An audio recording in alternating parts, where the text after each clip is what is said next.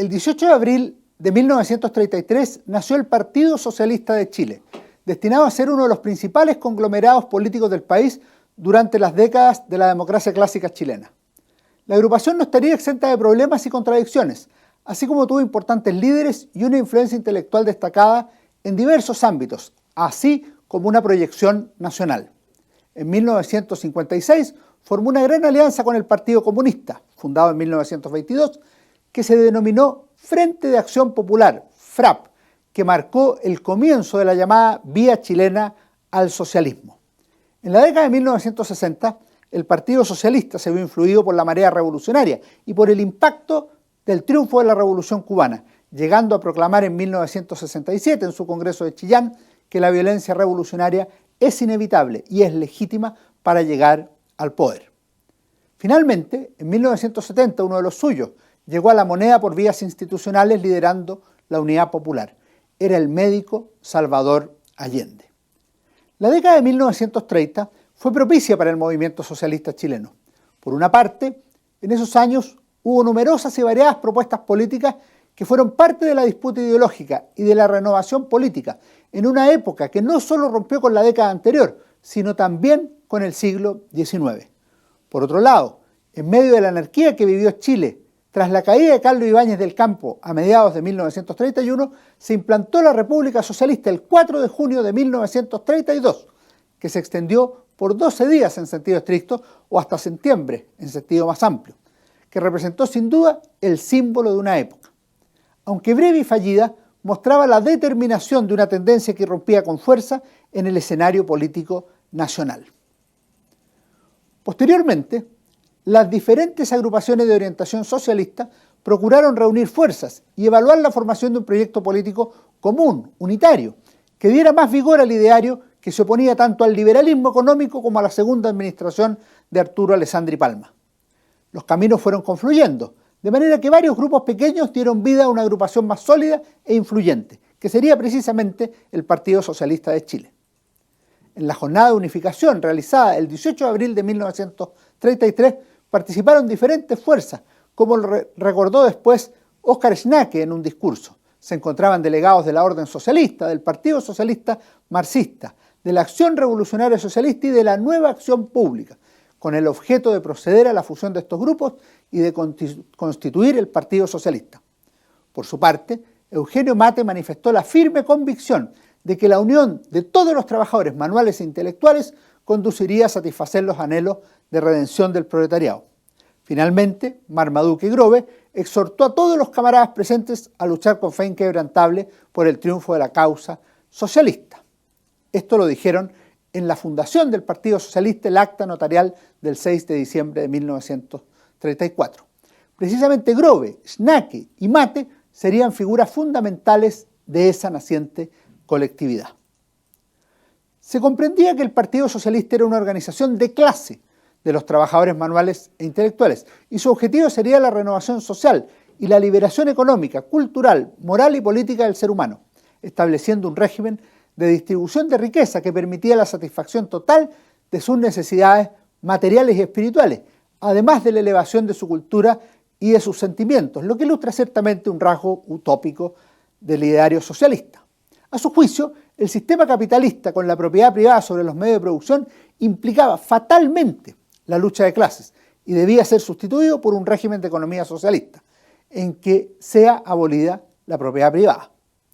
El poder político y económico servía para dominar al proletariado, por lo cual lucharía por la conquista del poder público por los trabajadores, para romper con la resistencia de la clase explotadora y realizar la construcción socialista.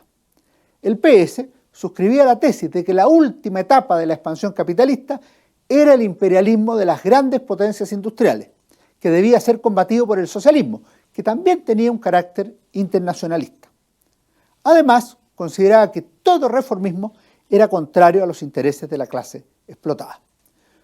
Conviene recordar, me parece, algunos aspectos de la declaración de principios del Partido Socialista de ese mismo año 33, que ilustran muy bien el momento histórico y la doctrina política del nuevo conglomerado. En el acápite método de interpretación, el documento establecía una definición que merece algún comentario. El partido acepta como método de interpretación de la realidad el marxismo rectificado y enriquecido por todos los aportes científicos del constante devenir social. Aunque sin duda era algo más que ello. No debemos olvidar que el propio Karl Marx había señalado en sus tesis sobre Feuerbach una de las definiciones conceptuales más claras sobre el particular. Los filósofos se han dedicado a comprender el mundo de distintos modos. De lo que se trata es de transformarlo. Con ello el pensador alemán fijaba un criterio relevante. El pensamiento revolucionario no es una simple forma de análisis de la realidad o de interpretación de la misma, sino que es un medio para la acción, para la transformación efectiva, revolucionaria de todo el orden social existente, como señalaría en las páginas finales del Manifiesto Comunista de 1848. Acto seguido, la Declaración de Principios del Partido Socialista definía que la organización social capitalista dividía a la sociedad en dos clases ciertamente antagónicas. La clase capitalista, opresora, explotadora, que estaba representada por el Estado actual, mientras la otra era la de los trabajadores, los explotados. La declaración precisaba que existiría una transformación del régimen capitalista al socialista, durante el cual sería necesario establecer un sistema de dictadura de los trabajadores organizados, agregando una definición que cambiaría con el paso del tiempo, que la transformación evolutiva por medio del sistema democrático no es posible, porque la clase dominante se ha organizado en cuerpos civiles armados y ha erigido su propia dictadura. Se refería ciertamente a la democracia burguesa. El objetivo era mantener a los trabajadores en la miseria y en la ignorancia e impedir su emancipación. El Partido Socialista tenía una clara vocación nacionalista, latinoamericanista y antiimperialista, que lo llevó a promover la unidad económica y política de los pueblos de Latinoamérica, para llegar a la Federación de las Repúblicas Socialistas del continente y a la creación de una economía antiimperialista. Por lo mismo, rechazaba la Tercera Internacional fundada en Moscú en 1919, pues no consideraba de manera realista los problemas de América Latina. Julio César Llobet, gran historiador del Partido Socialista, sintetiza la posición de esa corriente política de la siguiente manera, en su libro El socialismo chileno a través de sus congresos, publicado por editorial Prensa Latinoamericana. ¿Qué sostiene Llobet? Que el socialismo chileno llegó a ser antioligárquico y antiaristocrático. El socialismo chileno es anticlerical. El socialismo chileno es anticapitalista. El socialismo chileno es antiimperialista. El socialismo chileno es antifascista. El socialismo chileno es antimilitarista. El socialismo chileno es antiindividualista. El socialismo chileno es antiestatista. El socialismo chileno critica al socialismo reformista y también al comunismo soviético de la Tercera Internacional. Y finalmente, el socialismo chileno es americanista. En el orden práctico, los socialistas comenzaron a tener participación electoral y representación política. Lo primero ya se había expresado en la elección presidencial de fines de 1932, cuando compitió el socialista Marmaduke Grove, logrando un resultado nada despreciable.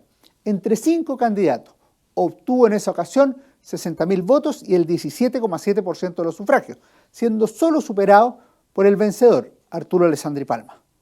El propio Grove fue elegido senador en una elección complementaria en 1934.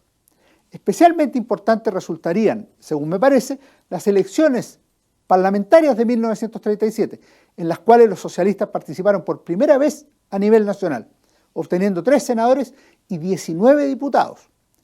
Estos representaron el 11,7% de los sufragios, que permitió obtener una buena representación que se consolidaría con el paso de las elecciones parlamentarias cada 4 años, hasta 1973.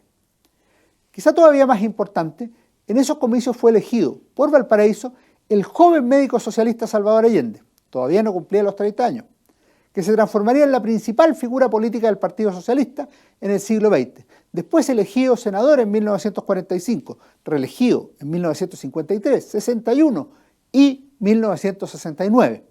Al año siguiente, es decir, en 1970, como señalamos, Allende llegó a la presidencia de la República. En otro plano se puede apreciar en aquellos años una disputa entre socialistas y comunistas en el ámbito sindical, si bien también existió una voluntad de acercamiento entre las fuerzas de izquierda, que se manifestó especialmente en la formación del Frente Popular, que integraba también al Partido Comunista y al Partido Radical. En 1938, en las elecciones presidenciales de ese año, el vencedor fue el líder radical Pedro Aguirre Cerda, elegido presidente de la República y cuyo gobierno integraron también los socialistas. Entre los ministros de Aguirre Cerda, vale la pena mencionarlo sin duda, estaba el señalado Salvador Allende, en la cartera de Salubridad Pública en la fase inicial de su larga carrera política. Que estén muy bien, nos vemos, muchas gracias.